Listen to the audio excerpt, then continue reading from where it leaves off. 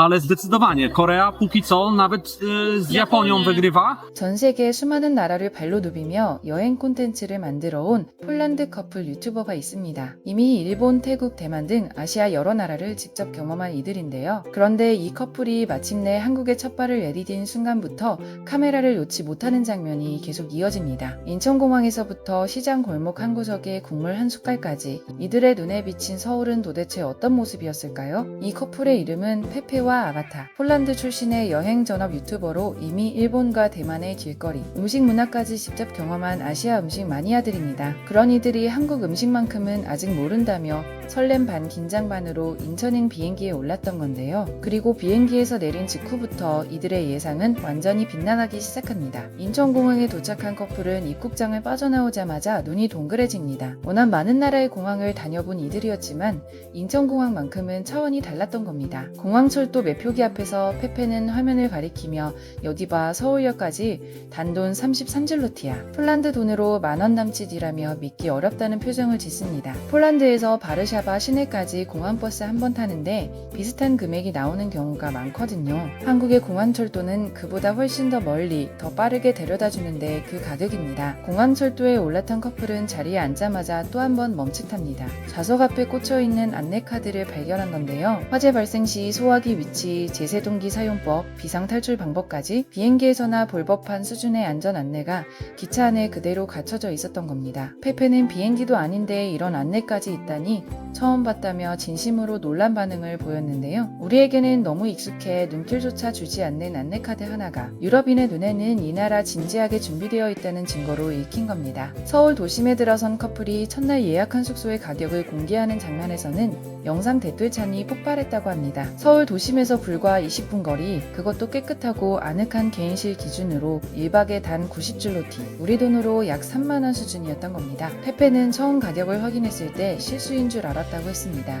90줄로티라니 농담 아니야. 서울 도심 20분 거리에 이 가격이라고? 리뷰 남긴 사람들도 다 믿을 수 없다고 썼더라 라며 두 눈을 비볐다고 하는데요. 폴란드에서 이 가격이면 공용 샤워실도 보장되지 않는 경우가 많다는 걸 생각하면 이 커플이 당황한 게 당연한 반응이죠. 그런데 이 숙소 가격만 놀라운 게 아니었습니다. 방 안에는 넷플릭스가 연결된 TV는 기본이고 바닥 난방을 위한 온열 매트, 각종 세면도구 세트가 가득 담긴 바구니까지 있었던 건데요. 아가타는 드라이기와 고데기까지 구비된 걸 보고는 이게 진짜 산만, 원짜리 숙소가 맞아 라며 연신 웃음을 터뜨렸습니다. 심지어 숙소 구성에는 면도기, 일회용 수건, 세안젤, 보습 제품, 그리고 그 누구도 예상 못했을 아이템 하나까지 포함되어 있었는데요. 페페는 그걸 들어보이며 완전한 여행용 패키지다라고 했습니다. 다음날 본격적인 서울 탐방에 나선 커플은 지하철역에서 또 한 번 멈춰섭니다. 역사 곳곳에 방독면 보관함과 공기청정기가 설치되어 있었던 겁니다. 이 부분을 설명하던 페페는 한마디로 정리합니다. 서울은 우리가 기대했던 것보다 훨씬 더 진지하게 준비되어 있어.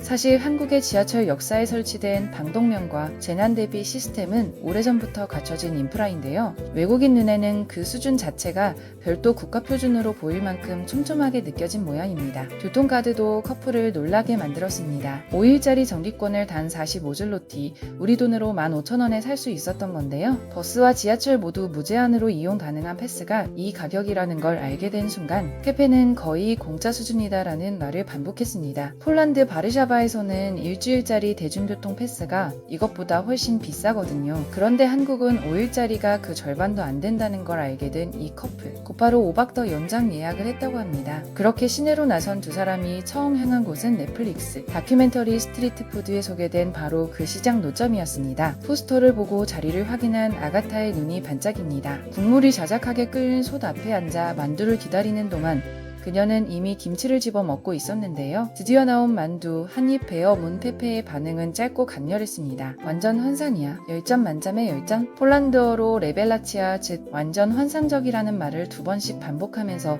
국물까지 남기지 않고 마셔버렸습니다. 만두 하나로 시동이 걸린 두 사람은 그 뒤로 멈출 수가 없었습니다. 시장 안을 걸으며 호떡, 빈대떡, 뻥튀기를 닮은 쌀 과자까지 줄줄이 맛보는데요. 특히 호떡을 한 입 베어 문 순간 안에서 흘러내리는 뜨거운 흑설탕. 시럽에 페페는 손을 흔들며 이게 폴란드 도넛이랑 비슷한데 속이 이렇게 맛있을 줄은 몰랐다고 했습니다. 시장 안에서만 이미 충분히 배가 불렀을 텐데 이 커플은 쌀 도넛을 보고 또 줄을 섭니다. 무려 11분을 기다린 기다려 산 쌀 도넛 한 입에 아가타는 눈을 감아버렸는데요. 엄청 가볍고 부드러워. 대박이야. 더 먹고 싶어. 라며 이미 두 번째를 집어들고 있었습니다. 배를 채운 커플이 도심 산책 중 발견한 건 서울 한복판에 흐르는 개천이었습니다. 페페는 이렇게 말합니다. 보통 도시를 흐르는 작은 강이나 수로는 방치되거나 오염되어 있는 경우가 많잖아. 그런데 여기는 달라. 물이 너무 맑고 수초가 자라고 있고 물고기까지 있어. 지금까지 여행한 도시 중 가장 깨끗한 도시인 것 같아. 실제로 이 커플은 이미 일본의 히로시마,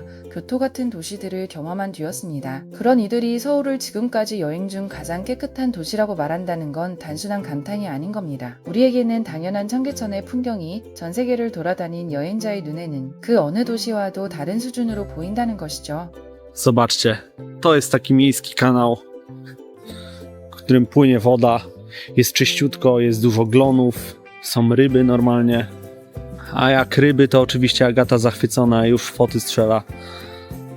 Także zobaczymy, jak będzie dalej, ale wydaje mi się, że na razie Seul 경복궁에 도착한 커플은 영어 무료 투어가 운영된다는 사실에 또 한 번 놀랍니다. 입장료는 3,000원, 약 9줄로티에 불과했는데요. 페페는 이 크기의 궁궐이 이 가격이라고 라며 웃음을 보였습니다. 투어 중에 알게 된 사실 하나가 이 커플을 특히 감탄하게 만들었는데요. 바로 온돌의 기원이 한국이라는 것, 그리고 무려 7,000년 전부터 이 기술을 사용했다는 사실이었습니다. 7,000년 전에 바닥 난방을 만들었다고 한국인이 최초였다고 페페는 해설사의 설명을 듣고 잠시 말을 잃었다가 이렇게 덧붙입니다. 우리 숙소에서 처음 봤는데 그게 7,000년 전 한국에서 시작된 거래. 그리고 바닥이 따뜻했으니까 바닥에서 자는 문화가 생겼고 그래서 신발을 벗는 문화도 여기서 나왔대. 우리한테는 너무 당연한 온돌 문화의 기원이 여러 나라를 다닌 이 커플에게는 한국이 발명한 것으로 처음 연결되는 순간이었습니다. 저녁이 되자 커플은 다시 길거리 음식 골목으로 나섭니다. 에그 치즈빵과 콘도그를 사 먹고 수플레, 김밥, 크레이프까지 줄줄이 도전합니다. 특히 딸기 소스를 곁들인 수플레 하나에 아가타는 냉동 딸기 소스가 아니라 생딸기를 갈아 넣은 것 같아 하늘 맛이야라며 한 번 더 주문할 기세였는데요. 그리고 이 커플이 한국 음식 전체를 놓고 내린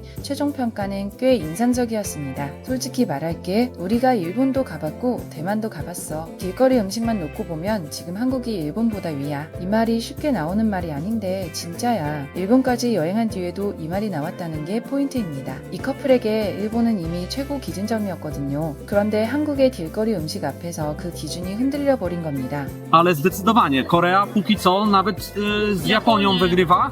밤이 되자 두 사람은 홍대 거리를 걷습니다. 헬로윈 주말과 겹쳐 코스튬 차림의 사람들, K-팝을 추는 팀들, 노점상들이 뒤섞인 거리를 걸으며 페페는 카메라를 들고 연신 주변을 담습니다. 그리고 조용히 한마디를 남기는데요. 이 도시는 밤에도 멈추지 않는다. 완전히 살아있어. 누군가의 여행은 끝났지만 이들이 서울에서 찾은 것들은 계속해서 이야기되고 있습니다. 가장 깨끗한 도시, 가장 안전한 밤거리, 가장 맛있는 시장 음식, 이 모든 수식어가 우리에게는 그냥 일상이었다는 게 가만히 생각해보면 꽤 대단한 일인 것 같습니다.